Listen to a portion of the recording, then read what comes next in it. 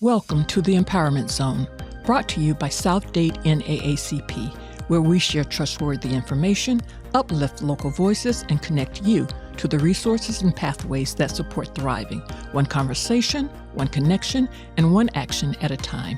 It is where South Miami-Dade listens, learns, and leads. Hi, I'm Harold Ford, president of the South-Dade branch of the NAACP, and today's special guest is Senator Dwight Bullard.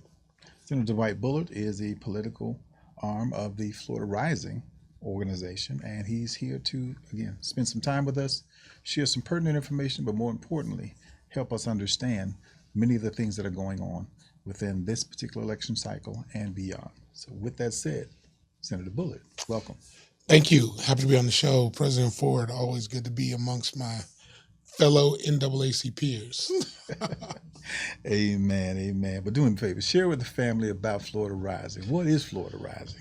No problem. So Florida Rising is actually the joining together of two organizations that pre-existed, been around for over 10 years.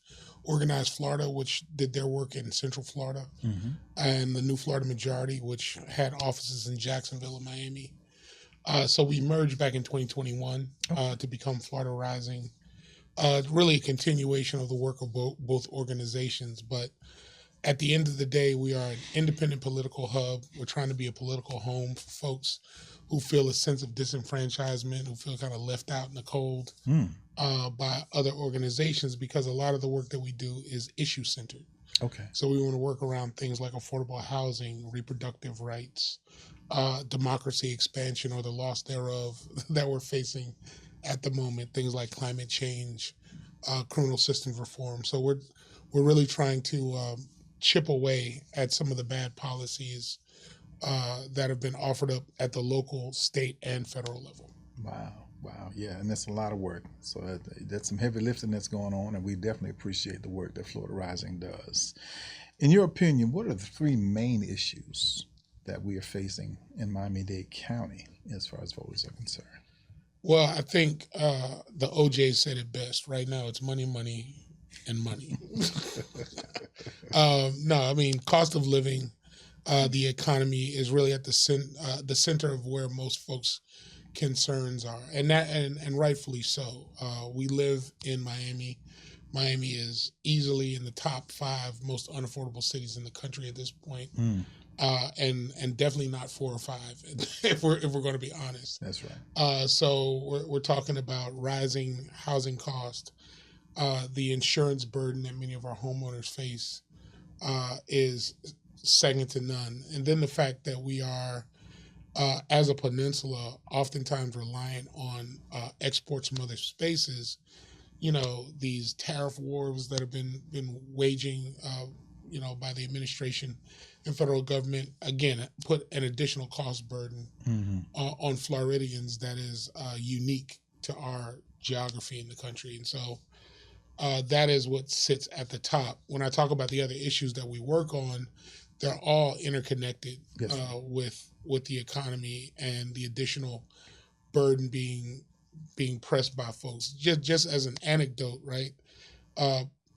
There's a thing out there called the pink tax, and people are like, well, what's the pink tax? What we fail to realize is that women, in particular in our economy, carry an additional burden because of all the things that are required to keep them healthy, keep them going, in addition to what men carry. So when you think about the salary, the inequities of a salary between a man and a woman, we're not even factoring in the fact that they have so many additional costs in comparison to our brothers. And so it's stuff like that people have to really pay attention to. Right. And I know, you mentioned insurances, you mentioned, but I know property tax has been a conversation that's come up lately, a topic that's come up lately. And now with this whole notion of wanting to eliminate property taxes has also come up, and so, I realize the governor's starting to push this idea, and I'm starting to hear some, people locally trying to push this idea. I have major concerns, as major everyone concerns, should. And I want us to go ahead and let's unpack that so that people can understand the detriment of what could transpire if we go through with this particular thing, which sounds good on the surface. However, the underlying damage it could do, it may not be recoverable. Peel back the layers for sure. So, yes, Governor DeSantis passed a property tax amendment through, the last special session F, if you will, for a number of reasons. That's appropriate to be called special session F. Ooh, okay. But it passed the property tax amendment, which will be Amendment 3 on the November ballot. So I want folks to be very clear. I'm going to be the first to say, and I hope not the last to say, please vote no on Amendment 3 on the ballot. And here's why, right? Two things. When this discussion around affordability really started to take off, everyone said the same thing. We have a property insurance crisis here in the state of Florida. You have individuals who are paying more than their mortgage for property insurance in the state of Florida. So I want to be clear because the shell game that's being played right now is one where people are conflating property insurance and property tax. Florida is a low tax state. We're wholly reliant on sales tax, and our local governments are almost wholly reliant on property tax. Right. That means that your buses, your parks, your schools, your police and fire are all funded through property tax.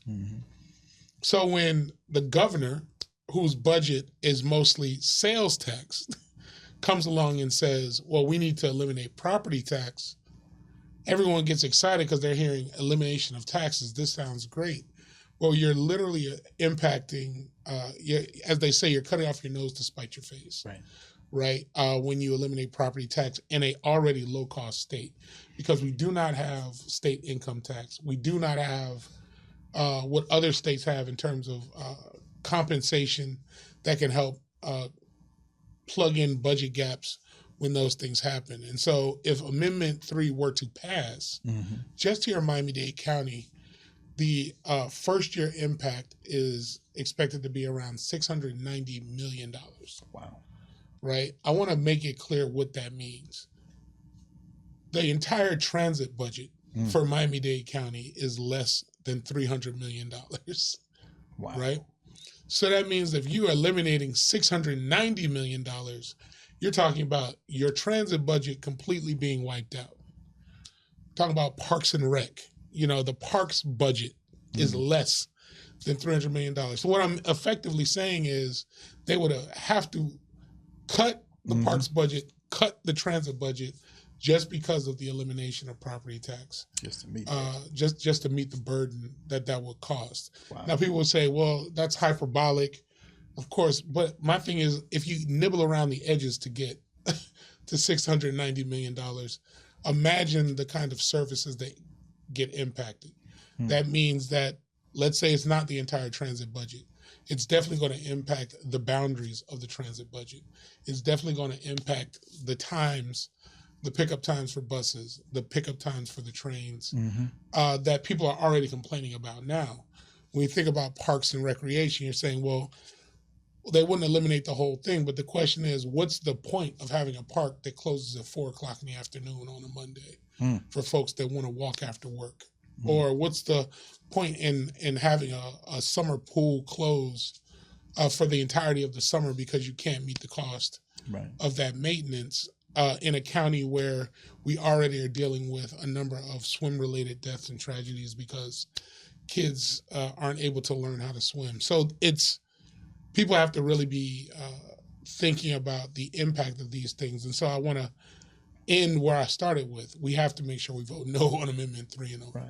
And what's interesting to me is this is diametrically opposed to what Zoran Mondani did in New York after inheriting a $12 to $14 billion deficit. Absolutely. And was still all he did was 2%. Right. And was still able to provide child care for 2-year-olds. Hello.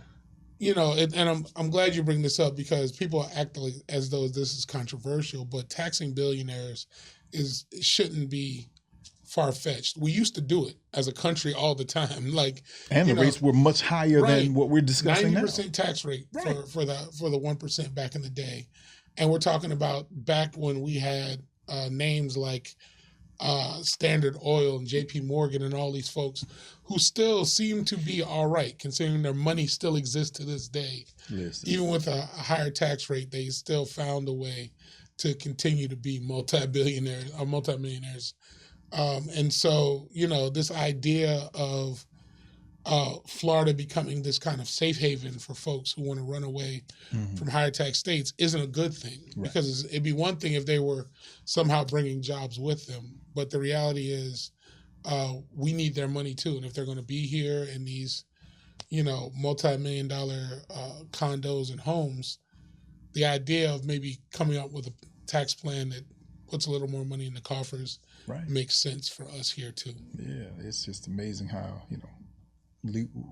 it seems like one party is fixated on cutting taxes when taxes are the primary source of revenues for governments to operate and run. Absolutely. And the impact that it would also have on municipalities. Listen, even the real crisis would be the smaller municipalities. Yes. The number I gave was for the Miami-Dade County as a whole. Right. We have 34 different municipalities here in Miami-Dade County. I saw the mayor of Miramar go online recently, and I know Miramar is in our neighboring county, but he said the property tax initiative would effectively cut their budget by $30 million, which sounds relatively insignificant in comparison to other numbers. But he said that's a third of our budget as a small municipality. Mm-hmm. A third of your entire budget. And they have their own police department.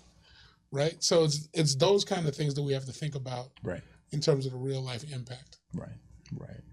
And so now, another issue that, we're starting to deal with is redistricting. Yes.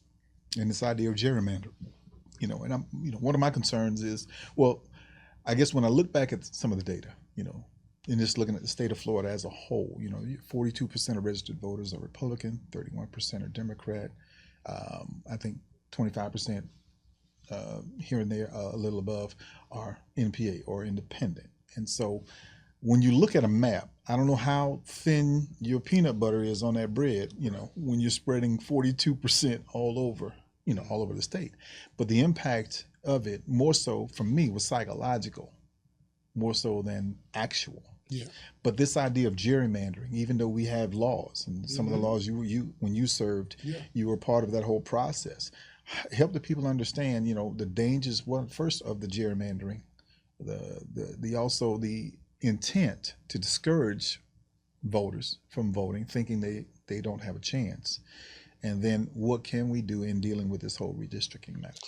Yeah, I would say so. Understand this: in a functioning democracy, and with emphasis on functioning, voters should choose their representatives. That should be the basis of it, right? Correct. The idea that my vote should count. I should be able to pick my representation, the best representation for me. Mm-hmm. When gerrymandering happens, especially mid-decade gerrymandering like what we just experienced, you basically, in effect, have politicians picking their voters. Just to make sense of it, right? Let's assume that any state is a 50-50 state. Let's just make that assumption that there are 50% Democrats, 50% Republicans, or in the case of Florida, which is the real actuality, it's a 33-33-33 state, meaning you have a third and a third and a third Democrat, Republican, and NPA. Mm-hmm. You now have a congressional map that favors one party 24-4. Now, I'm not a mathematician, nor do I play one on a podcast, right? The reality is that 24-4 is a unique imbalance in terms of a manipulation of power, right? You have a party that has been in power since 1998, covering all facets of government, meaning that Republicans have been in control of the House, the Senate, and the governor's mansion since 1998. To put that in perspective, LeBron James doesn't enter the NBA until 2003. So 5 years before LeBron James even entered the NBA, you had Republican control of all governmental entities in Florida. You already had a gerrymandered map that favored one party 19-9. out of the 28 congressional seats that we have. But the idea of manipulating the maps to get to a 24-4 partisan advantage means that people are basically thumbing their nose at what is supposed to be a representative democracy. And so I need folks to understand that this is a serious, serious situation that we find ourselves in as a state and as a country, when you have states, especially those in the South, going around saying that we're just going to arbitrarily redraw maps, eliminate black districts specifically with like a malicious intent, for a state like Alabama or a state like Louisiana, where a third of the population in that state are black people, for them to come along and say, well, we want to eliminate the fact that there was a second black district, and make sure you maybe get one out of the deal. That's a direct assault on black folks in particular. And so I'm just naming that as an NAACP member, right. As somebody who's had a chance to serve with you in a leadership capacity. We need to be very clear about what this means for black people and black elected power, not only in Florida, but around the country. And if folks are just going to sit on their hands in this moment and let the rollback happen and let Jim Crow 2.0 happen, that's a you look in the mirror reflection point for yourself. But for the rest of us, we gotta fight ahead of us. It's a deep concern, and even now in Broward, right, what's going on in District 20, absolutely, and how many of them now have to come together, those black individuals, to decide if they're going to chop up the vote, or if they're going to decide, okay, everybody else bow out and let us all, direct our energy in one direction. Somebody might fight me on this one, but both Malcolm and Martin both had similar concerns about the white liberals. So we'll leave it at that. Yes, I'm familiar. I'm familiar with that whole analogy, that whole metaphor. Yeah. But again, when we look at it, it is concerning when we see, when we hear, and when we watch certain things, I guess orchestrating themselves and moving in a certain direction. So now it makes me wonder, when you were over there in that district, were you really supporting this district? Exactly. You don't move because it's convenient. Right. You don't want to challenge over here. So you'd rather take an opportunity for someone else over here. So again, with the idea of gerrymandering, knowing that, we do have laws on the books in the state of Florida. Right. I mean, we passed the Fair Districts Amendment back in 2010. Funny enough, when a lawsuit was filed against the current congressional maps, the expectation was that the judge would put a stay in because of that. The judge, who happened to also have been appointed by Ron DeSantis, decided to let the maps go. But that's going to be an ongoing fight. So the reality is we may be faced with this in 2026, but as early as 2027, these maps may get thrown out, and we have to do it all over again, because they clearly violate the Fair Districts Amendment on face. And so when we finally get a chance to go into court and make those arguments, what they're going to find, in my humble opinion, is that these new maps clearly violate fair districts. Right, and all of what we basically discussed at this moment is dealing with voter suppression. Yes. Opportunities, voter suppression tactics, things of that nature. And we're finding that, again, it continues. The whole notion of gerrymandering is what? To suppress, to redirect, to create bias and position other folks with a greater opportunity of power. And a lot of this falls upon the research, if they want to call it, by the Heritage Foundation. Oh, yeah. And what they did and what they uncovered and what they decided to present. What I found interesting is when they did their 40-year study about voting, looking for non-citizens that voted, you had less than 100 in 40 years. Listen. But yet the way it was framed, you would think it was this major problem that we needed to deal with or contend with. So I'm glad you brought that up, because you have the SAVE Act that they've been trying to pass at the national level. A lot of folks don't realize that Florida passed its own version of that. And so what we're faced with in January of 2027 is the implementation of a bill that will require people to have multiple means of proving their citizenship here in this, and understand what that means. It's not just folks with a accent or folks with a unique last name. We're talking about married women having to prove that they were born in this country and that they have proper documentation that matches their birth name versus the name change of being married. That's for folks who may have changed their name for religious purposes, now having to figure that out. That's, it's the multi-layered impact on folks, and the fact that Florida, again, wants to be this kind of experimental space for bad policy. And so I just want to remind folks, check your registration. Make sure you're prepared to vote this year, but also be very diligent, because when this bill takes effect in 2027, it's going to cause a lot of chaos for a lot of folks too. And I know last year, they passed a bill that changed the when you renew your driver's license or any ID, changed your number, but they didn't require an automatic update with the supervisor of elections office. Listen, what Florida's always known is that voter suppression isn't always overt. It's the subtle things. Going back to the days when people would just call the police during election day, and police would be patrolling in front of certain precincts that just happen to be in predominantly Black They look like me. and Latino neighborhoods, right? So the nuances of voter suppression are not unfamiliar to us here in the state of Florida.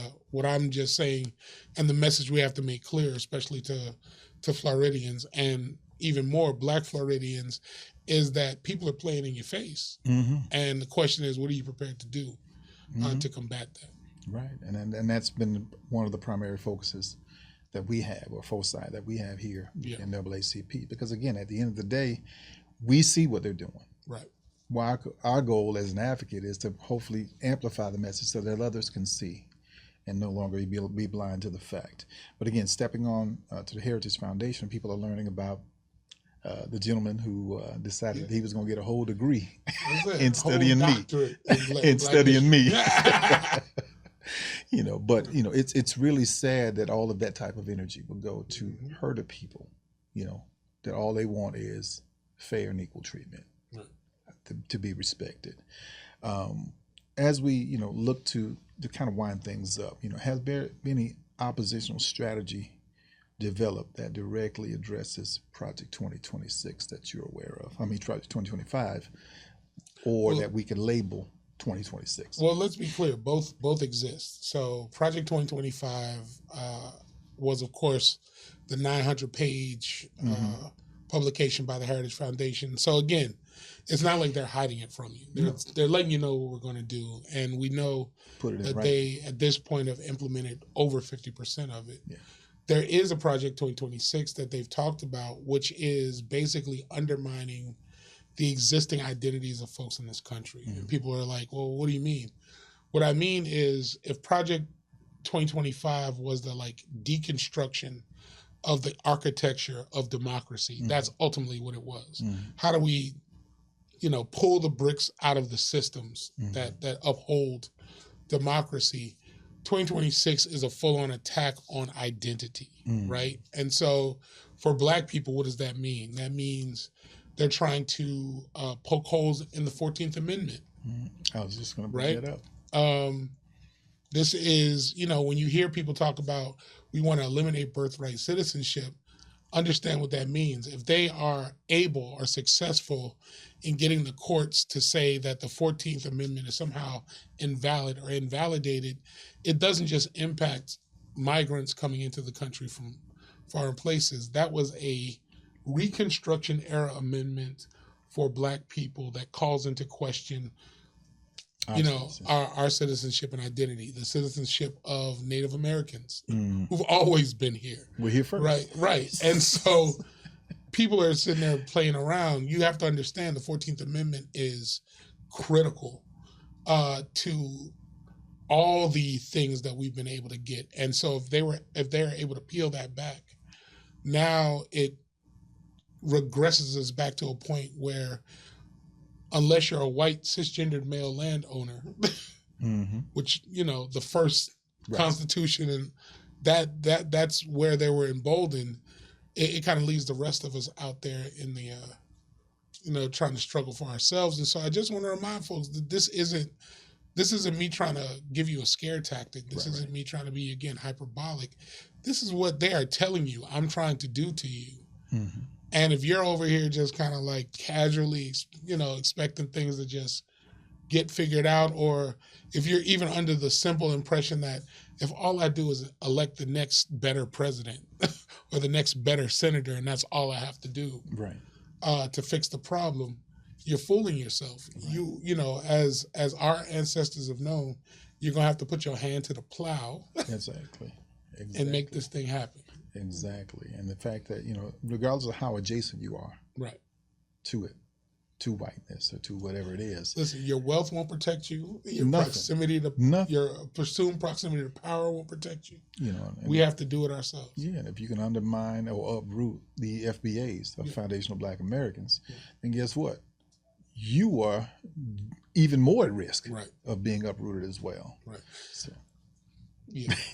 No, I was just thinking about, let's call somebody on the carpet real quick. You know what I'm saying? The current Secretary of State, Marco Rubio, from Miami, is pushing this notion of erosion of the 14th Amendment, which is wild to me. And of course, they point out the fact that his actual citizenship, even though he was born in the United States, would be called into question if they were to repeal it, because at the time of his birth, his parents were non-citizens. So they're pushing the notion of if your parents weren't citizens, that invalidates your citizenship. So the idea of being part of an administration that is literally pushing that idea and you are complicit is mind-boggling to me. And so I just want to be very specific that you have people out here who, are hometown folks, went to South Miami City High School, who are out here trying to cripple this. And so he's one example of many. Donald Trump's citizenship would be called into question because one of his parents, actually both of his parents, are first-generation immigrants to this country. Right, his mom's actually from Germany directly, right? So it's a head scratcher that people feel as though somehow their proximity is going to protect them, or their skin color will protect them. Man, when they unraveled this, and everybody's over here, we're over here like I tried to tell you. It's going to be, but it's a violent "I told you so," and I don't want that to fall on anybody. Right. So. And then the sad part about it is a lot of people, those 3 words, "I told you so," 4 words, a lot of people are upset about because somebody else said them during this election, during the last election cycle. And unfortunately, a lot of people are upset about it. But no, even when you point that out, and it brings me to another voter suppression matter that transpired even after slavery ended, with the grandfather clause. And see, a lot of us think we're grandfathered into something, but that was used originally to say to those formerly enslaved people, hey, if your grandfather didn't have the right to vote, then you don't have the right to vote. So it wasn't something that was just recently created or to deal with laws or things of that nature. It was just a way to suppressing the vote. But with that said, my brother, I want you to go ahead and give us some parting words, wisdom, what we should focus on, and help us close out. Listen, Frederick Douglass said it best: without struggle, there is no progress. And we are right now finding ourselves in a serious tug of war with folks who want to pull us back to the past. And so I want to know that there are more people on my side of the rope. I encourage folks to join me on my side of the rope to make sure that we don't just get back to the maintenance of the status quo. That's right. But that we make this place an actual beacon of freedom, and not just some sort of romanticized notion of what that looks like.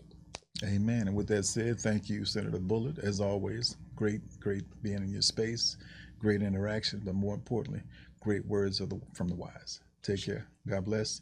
And thank you for tuning in for this episode of The Empowerment Zone.